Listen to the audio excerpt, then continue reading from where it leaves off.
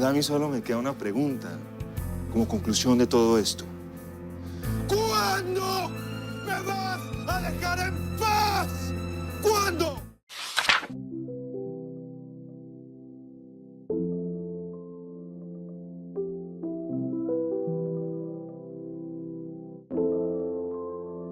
¿Alguna vez te has sentido así?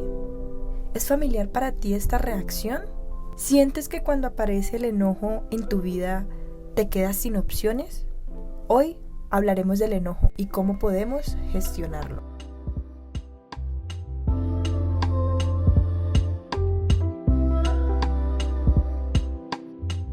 Hola a todos, mi nombre es Elizabeth Ramírez, soy la psicóloga del Centro de Bienestar Bioxora. Hoy te doy la bienvenida a un viaje al equilibrio. Este es un podcast de salud mental.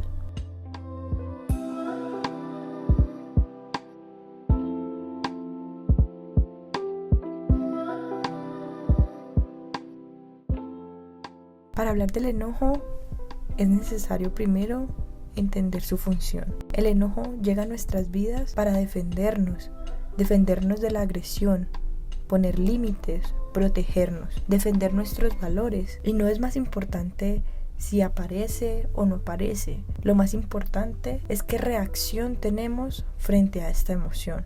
Nos han enseñado que debemos reprimirla, porque está mal quien se enoja, pero reprimirla no es la mejor opción, pues el enojo siempre va a buscar formas de expresarse y voy a terminar enojándome con quienes no son responsables de esta situación o con otras cosas que no tienen nada que ver con lo que me causó inicialmente ese enojo. Debe ser entonces claro para nosotros cuál es el origen de ese enojo. Recordemos que todo enojo tiene que estar al servicio de resolver la situación que nos genera malestar. Por ejemplo, cuando alguien se cola en la fila que yo llevo haciendo mucho rato, mi enojo tiene que ser expresado en pro de resolver esa situación, que me está generando malestar en ese momento.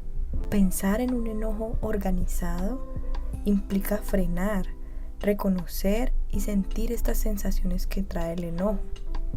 Hay sensaciones en el cuerpo, como dolor de cabeza, irritabilidad, sentirme rojo, ponerme caliente.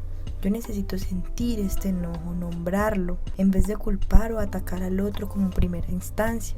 Yo necesito parar, detenerme y pensar, ¿está bien puesto este enojo? ¿Me está protegiendo de algo? ¿Qué me quiere mostrar este enojo? Si esas respuestas no están tan claras para mí, pues debo saber que debajo hay algo por encontrar, algo de nuestra propia historia.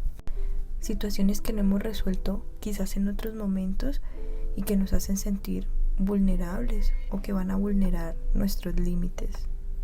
Entonces surge la pregunta más grande y es ¿cómo poder gestionar de manera correcta el enojo si lo más importante es la reacción que yo tengo frente a él? Hay varios componentes que me permiten gestionarlo de una manera adecuada. El primero es la descarga, entender esos síntomas físicos, conocer cómo se manifiesta el enojo en mi vida. El enojo tiene un componente químico que es la adrenalina. Empieza a correr por todo nuestro cuerpo y estamos listos para el combate. Aumenta la tensión en nuestro cuerpo y empezamos a pensar que es todo o nada. Pierdo el control. Quizás me asusto frente a lo que pueda hacer o frente a lo que puedo pensar cuando estoy enojado o enojada. Pero necesito entenderlos, entender cómo funciona en mi cuerpo, cómo funciona en mí. Puedo pensarlo como una válvula o una llave de agua. No siempre y ante todas las situaciones voy a tener que reaccionar con la llave completamente abierta. Yo puedo empezar a medir qué situaciones me generan más enojo que otras. Este primer componente implica atender esos síntomas físicos. ¿Cómo puedo hacerlo? Alejándome, dándole tiempo a la adrenalina que está corriendo por mi cuerpo de que baje un poco sus niveles. Entonces puedo tomar una almohada y gritar, o puedo alejarme un poco y tomar aire. Eso es una manera correcta de gestionar este componente físico que trae el enojo. Como segundo momento, como segundo componente, pues tenemos que pensar en esa otra parte. La descarga no siempre tiene que ver con agresión, con dañar al otro. Y se conecta con este segundo componente, que es contactar a la otra parte, expresar mi enojo, saber y hacerle saber a la otra persona que en este momento o esta situación me generó esta reacción. Explicar al otro lo que yo siento sin atacarlo, sin descargar la atención en él. Es explicar el efecto que causó. Y el lenguaje me da muchas posibilidades para hacerlo desde lo que yo siento y no desde el juicio hacia el otro. Finalmente, tenemos un tercer momento o un tercer componente de la gestión del enojo, que es buscarle una solución, buscarle alternativas que me hagan gestionarlo y resolverlo. Recordemos que el enojo tiene que tener un sentido para resolver esta situación. Entonces necesitamos buscar alternativas que me ayuden a resolverlo, a atenderlo, para que no me tenga que cargar yo con ese enojo por el resto de mi vida, sino que se resuelva en esa misma situación y pueda tener el sentido del por qué apareció en mi vida o en este momento esa emoción.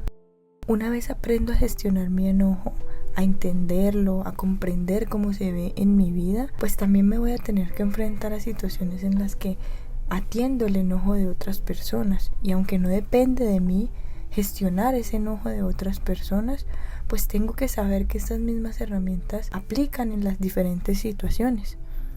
Estrategias que me ayudan a gestionar o a ayudar o a acompañar el enojo de otra persona cuando yo mismo también estoy involucrado en esa situación es, en primer lugar, no ver la situación desde adentro, sino desde afuera, desde entender qué fue lo que hizo detonar esta emoción en esta situación. Es importante también saber que estoy o necesito actuar desde la colaboración con mi emoción y con la del otro, y no desde el enfrentamiento ni desde la venganza. Y finalmente, pues tenemos que saber que el tono de voz, los gestos y la forma física de expresar nuestro enojo van a marcar la diferencia al momento de gestionarlo.